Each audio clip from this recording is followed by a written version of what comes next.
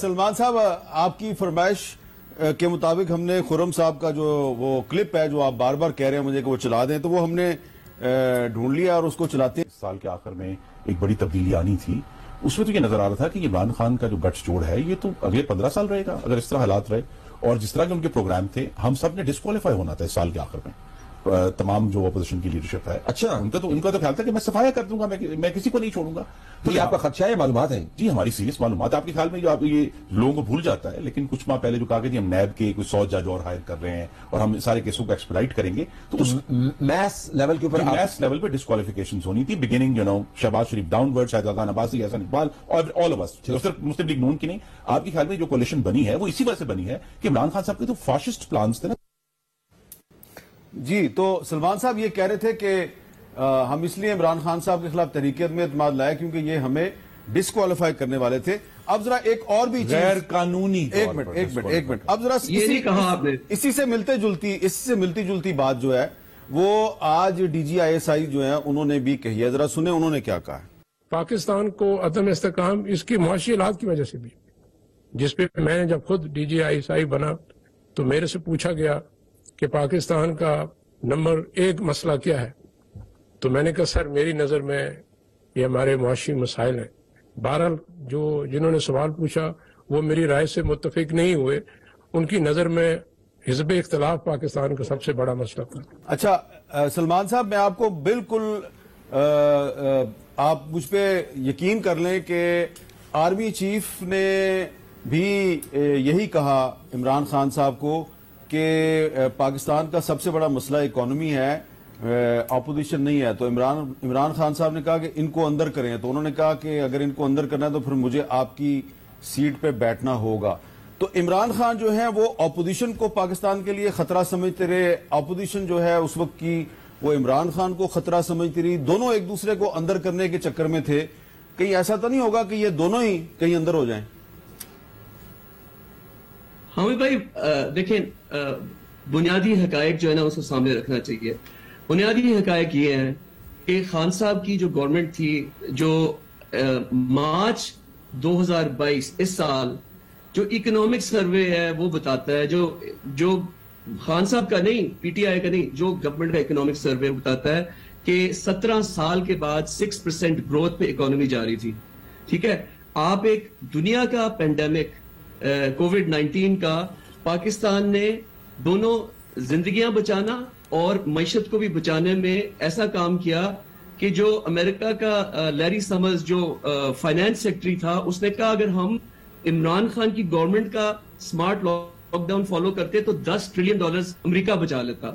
پھر اکانومسٹ نے پاکستان کو 3 ٹاپ جو ملک ہیں دنیا کے عمران خان کی گورنمنٹ کو خراج تحسین پیش کی کہ انہوں نے سب سے بیسٹ پینڈیمک کو سیو کیا. اچھا اس کے باوجود آپ دیکھیں کہ کتنی اور جو کرائسس تھیں اس کو یہ گورنمنٹ جو ہے سٹیبلائز کرتے جا رہی تھی. جب خان صاحب کو پتا لگا کہ یہ سازش ہو رہی ہے تو انہوں نے خود اور پھر شوکت ترین صاحب کو بھی بھیجا بتانے کے لیے کہ اگر اس وقت یہ گورنمنٹ ڈی سٹیبلائز ہوئی تو آپ لوگ اس کو کنٹرول نہیں کر سکیں گے معیشت کو اور سٹیل سپن میں چلی جائے گی اکانومی. تو پولیٹیکل سٹیبلٹی کو نہ توڑیں آپ, ٹھیک ہے. لیکن یہ جو ابھی آپ نے سنائی خرم دستگیر کی کہ ان کو فکر تھی کہ خان صاحب نے جو بات کی کہ میں این آر او نہیں دوں گا, قانونی طور پہ اور کیا مطلب وہ کوئی جج جوری ایکسیکیوشنر تو نہیں ہے. اور میں خرم بھائی سے یہ پوچھنا چاہتا ہوں کہ ان کی پی ڈی ایم نے کتنے لانگ مارچز کیے, کتنوں پہ ٹیئر گیس چلی, کتنی ربر بلٹس جو تھی وہ چلائی, کتنے بندے شہید ہوئے ان کے. یہ تو ریڈ زون میں بھی آ کے یہ پی ڈی ایم نوز باللہ قائد اعظم محمد علی جناح کی قبر پہ جا کے انہوں نے جمپیں ماری ہیں اور نعرے لگائے جا کے. اچھا اور یہ کہتے ہیں حامد بھائی کہ ہم نے کسی کو قتل نہیں کیا. تو حامد بھائی پچھلے 6 مہینے میں یہ سنیں ذرا, یہ صرف پچھلے 6 مہینے میں جب سے یہ امپورٹنٹ حکومت آئی ہے پاور میں اور یہ مسلط کی گئی ہے, دیکھیں کتنے لوگوں کی ڈیتھ ہوئی ہے. گلزار احمد جو وٹنس تھے رمضان شوگر کیس میں, slow poison till death. Muzammil Raja witness تھے, responsible to draw money, fake accounts of Ramzan sugar, sudden heart attack. No history of heart related issue.